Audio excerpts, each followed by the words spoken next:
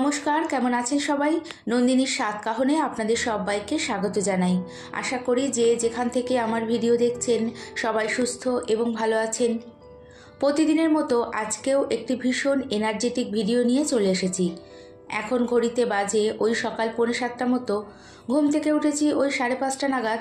তারপর ফ্রেশ হয়ে বাসি জামাকাপড় চেঞ্জ করে একটু ছাদে গিয়েছিলাম ওই হাঁটাহাঁটি করতে।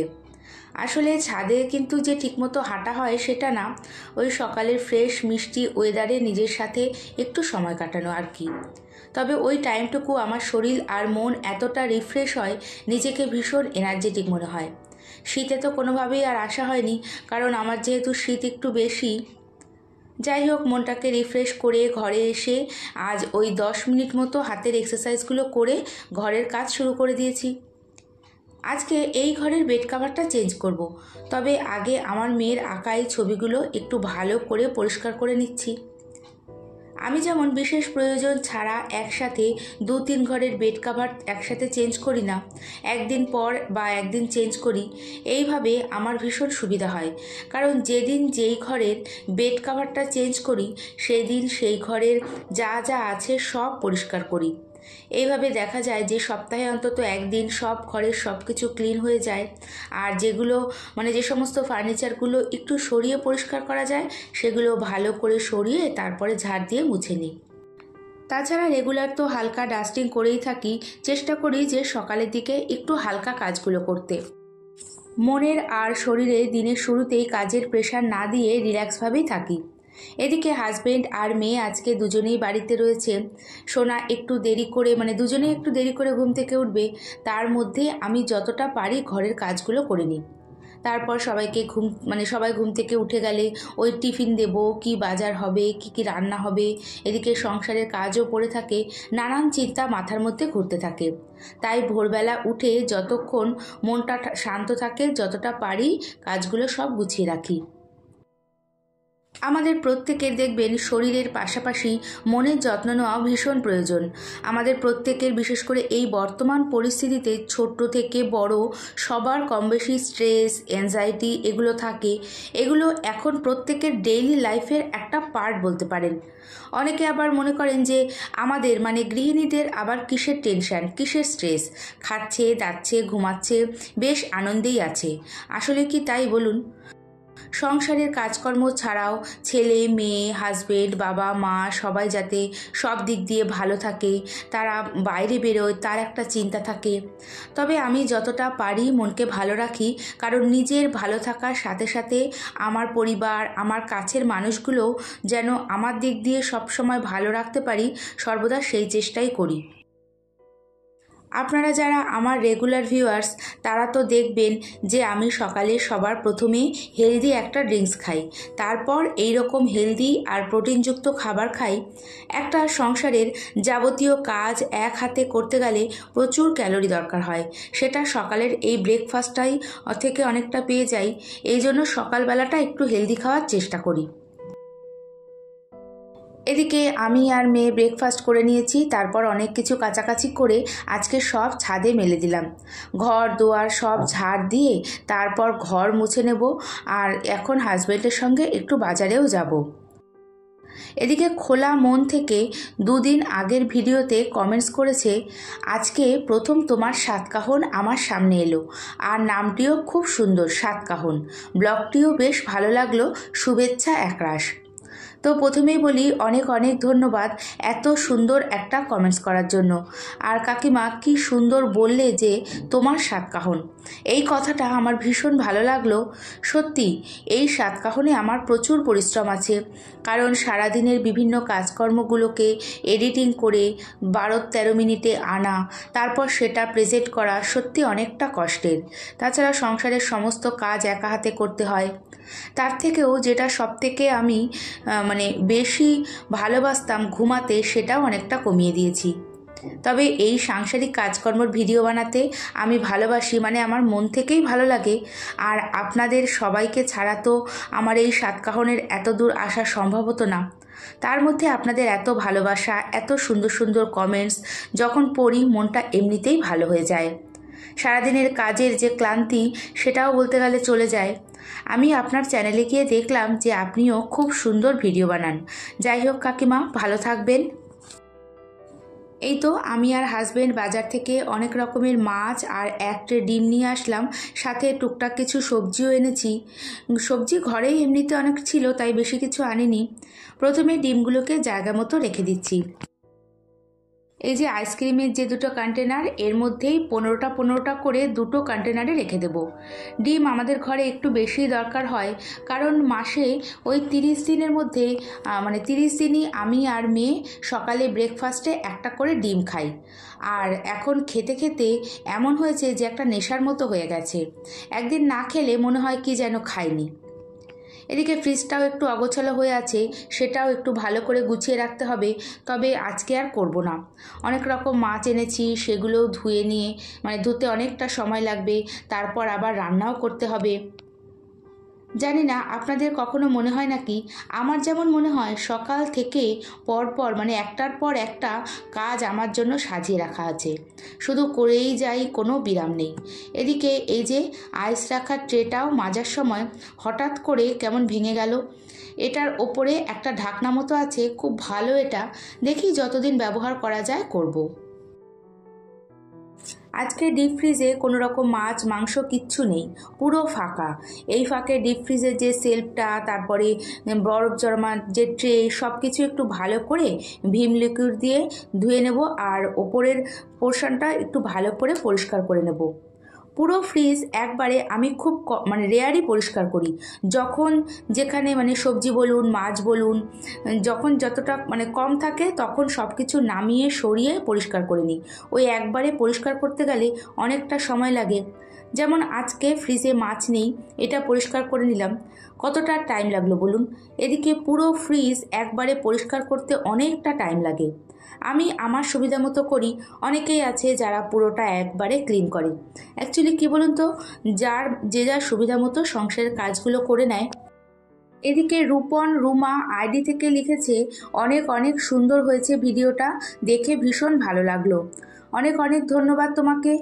রুবিনা বেগম লিখেছে, খুব ভালো লাগলো দিদিভাই, এটা নিয়ে তোমাকে আমি হয়তো 3rd টাইম কমেন্টস করলাম। তোমার ব্লগগুলো খুব ভালো লাগে দেখতে, আর আমি হায়দ্রাবাদ থেকে দেখছি। Thank you. তোমরা এইভাবে পাশে থাকলে আগামী দিনে আরও ভালো ভিডিও বানানোর চেষ্টা করব। আর আমারই তোমার কমেন্টসগুলো সেভাবে পড়া হয়ে ওঠেনি, কিছু মনে করো না। প্রতিদিন ভিডিওতে খুব বেশি কমেন্টস তো পড়া যায় না, কোনোভাবে হয়তো তোমার কমেন্টসটা বাদ পড়ে গেছে। এখন এই তো সব মাছগুলো আগে ভালো করে ধুয়ে কন্টেনারে গুছিয়ে পরিষ্কার পরিচ্ছন্ন করে ফ্রিজে রেখে দেব। আজকে এনেছিলাম শঙ্কর মাছ, তেলাপিয়া মাছ, বাটা মাছ, আর ছোট ছোট গঙ্গার ওই কাচকি মাছ বলে, কাচকি মাছ, আর চিংড়ি মাছ।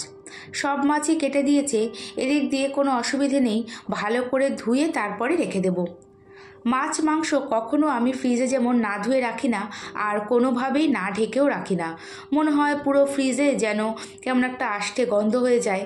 এদিকে মাছগুলো ধোবার সময় দেখি চিংড়ি মাছগুলো ভালো করে ছাড়ায়নি। তবে এখন বাছতে গেলে অনেকটা সময় লাগবে, ভালো করে ধুয়ে নিই, যেদিন রান্না করব সেদিন ভালো করে বেছে নেব। মাছ বাজারে গিয়েছিলাম, তাই জামা কাপড় তো চেঞ্জ করবই। ভাবলাম মাছগুলো আগে ভালো করে ধুয়ে গুছিয়ে একটা কাজ কমপ্লিট করে নিই। মাছ ধোবার সময় ওই জল ছিটে টিটে যেতে পারে, তারপরে এত রকমের মাছ ধুতেও তো অনেকটা টাইম লাগে।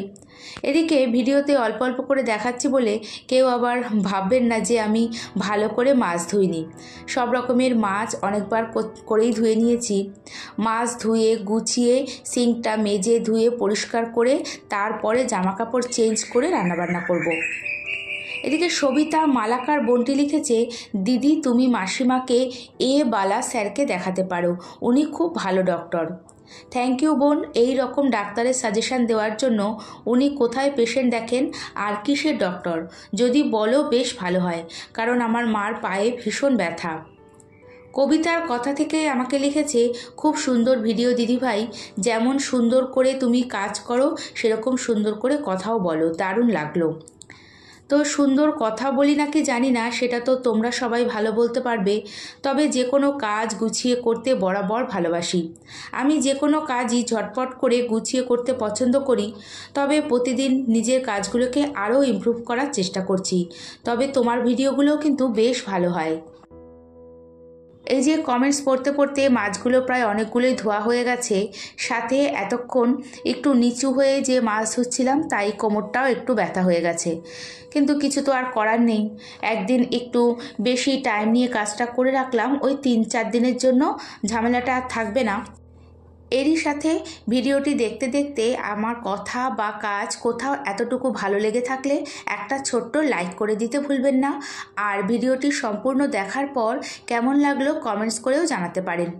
এরই সাথে পাশে থাকা বেল বাটন অপশানটিও ক্লিক করে রাখবেন, এতে খুব তাড়াতাড়ি ভিডিও নোটিফিকেশান আপনার কাছে পৌঁছে যাবে। আর কাজগুলো যদি আপনি অলরেডি করে থাকেন তাহলে আপনাকে জানাই অসংখ্য ধন্যবাদ। মাছ ধোবার পর যতক্ষণ টাইলস সিঙ্ক সব ভালো করে ডিটারজেন্ট দিয়ে পরিষ্কার না করি ততক্ষণ আর শান্তি হয় না।